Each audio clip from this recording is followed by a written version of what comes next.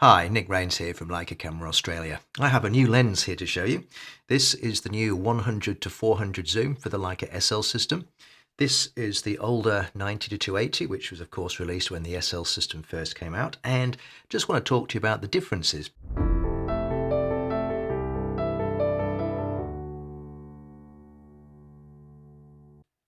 Now clearly the new 100 to 400 is slightly smaller. It's also a little bit lighter, maybe 250 grams lighter. You can tell when you pick it up.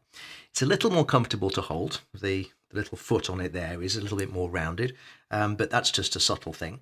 But if you zoom it, it does actually get longer because the zoom mechanism is not internal like the 90 to 280. So that's at 400 millimeters. And that's at 100 millimeters. If I grab the 90 to 280 and zoom with the zoom ring, nothing changes because all of the mechanism is internal. Also, you may notice that the zoom ring on the 90 to 280 is the nearest ring to the camera and the focus ring is furthest away. With the 100 to 400, it's the other way around. So the focusing ring is here and the zoom ring is at the front. You get used to it, you really do. So apart from that, what's the quality like? Well, it's really, really good. It's slower. Let's just get that out of the way. This is a f2.8 to 4 design. So f2.8 at 90 mils and 4 at 280. This is an f5 to 6.3. So it's about a stop and a half slower throughout the range. That's why it's more compact, and obviously it's not quite as expensive as the original 90 to 280. So what do you get for your money? Well, I was very, very pleasantly surprised at the image quality. I have to say it's ever so slightly less contrasty than the original 90 to 280, but in all other respects it's completely sharp. It's just beautiful, and wide open it's sharp, and that's the key. So you've got to be careful with the big telephoto zoom lenses that you want to be able to shoot at the maximum aperture or the widest aperture, because that keeps your shutter speed up, and this lens absolutely performs. Just if I put it on the test bench, which I don't have, I would expect to see a slight drop in contrast between the two, and I can see it just a little bit if I do some side-by-side handheld tests. But there's so many other variables, and we are splitting hairs here. I have to look very closely, and if I have to look very closely, well, is it really important? So very impressed with this lens. Let's have a look at some of the images I got when I was trialing this lens a few months ago. I had the opportunity to take the 100 to 400 millimeter lens to the Kimberley region of Western Australia and beyond, which we'll come to in a sec. And the first place we went to was the Lacepede Islands, where there was an enormous number of birds. This is a brown booby, and they come pretty close to the boat. In my case, the Zodiac I was standing on, so they're not that hard to photograph. However, I was particularly pleased with this one, and if you look very carefully, if I just magnify to 100%, you'll see that that eye is really beautifully nailed.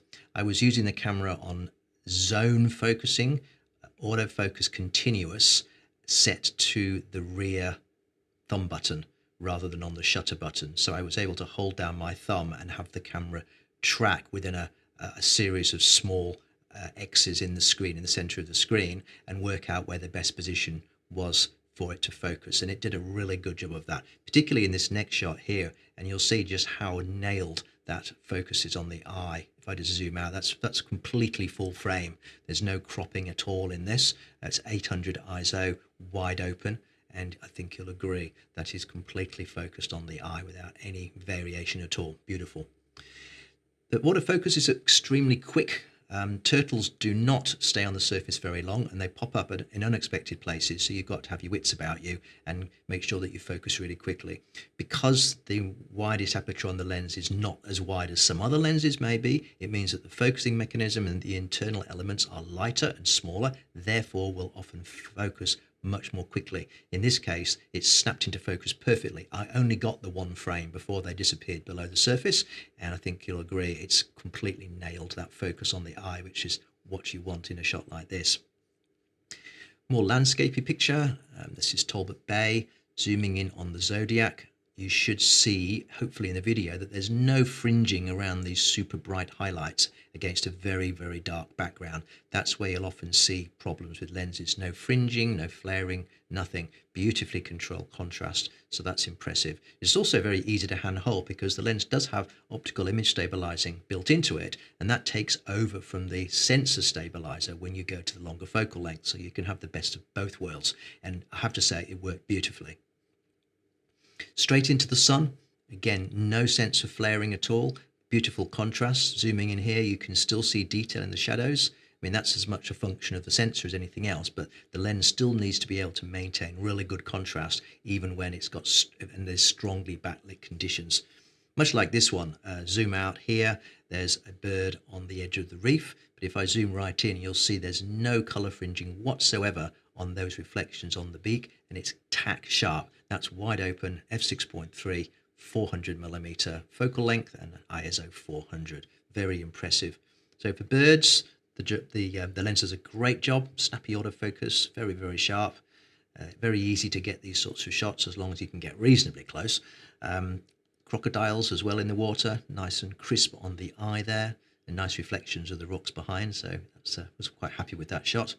Another crocodile in the Ord River near Kununurra, and I think this next shot is one of my favourites. So this is shot at 1600 ISO, 400mm focal length, so right at the end of the zoom range, and wide open at f6.3. And if I zoom in on his foot there, I'm assuming it's a he, it's very hard to tell with crocodiles, you'll see beautiful sharpness and no hint of grain or noise whatsoever. So shooting at 1600 for me is just a no-brainer. I do it all the time when necessary. I always want to keep the shutter speed up. I'd rather have a even slightly noisy picture than anything that's got any sort of camera shake or image wobble, anything like that. Just to give you an idea of the range of the lens, this is East Timor, or Timor-Leste, this is Dili, and that's at 100mm, and same shot at almost 400mm. For some reason I shot it at 379. That gives you an idea of medium telephoto to full telephoto, so that's very, very powerful. Then we went on to Komodo Island, where I photographed these guys, and having a 400mm lens is extremely useful because they are somewhat dangerous and extremely intimidating. If I just do some zooming into 100% here, you should be able to see just how crisp that lens is. That's at f8, so I have stopped down a little bit, just half a stop from 6.3. Another one here, that's zoomed in at 100%, and that is so sharp. I have absolutely no complaints about it whatsoever. Completely crisp, beautiful texture and micro contrast. So yeah, all in all, very, very happy with the ability of this lens to do what I need it to do, which, you know, I can't really ask anything more of a lens. I also shot some video, and as you'll see in these clips, I was shooting with the lens at 600mm equivalent, because when you're filming in 4K, you are shooting with a Super 35 sensor size, which is a bit like APS-C, and the angle of view would be the equivalent of about 600mm. So it worked in my favour. And also note just how well the autofocus has done to keep the focus when the subject is moving. So all in all, I was very, very happy with the results that I got. All right, well, as you can see, I've used this lens a lot. And for video, it's been superb. For stills, it's been superb. I think I prefer it in some ways over the 90 to 280. Depends on what you're doing.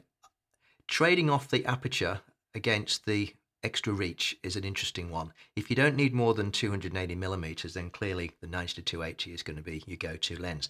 But having that extra reach has been really important for wildlife stuff. The tracking worked pretty well for autofocus. I was able to track subjects in flight for stills. I didn't try that for video because that's really asking an awful lot of any camera, but for stills it seemed to track quite nicely.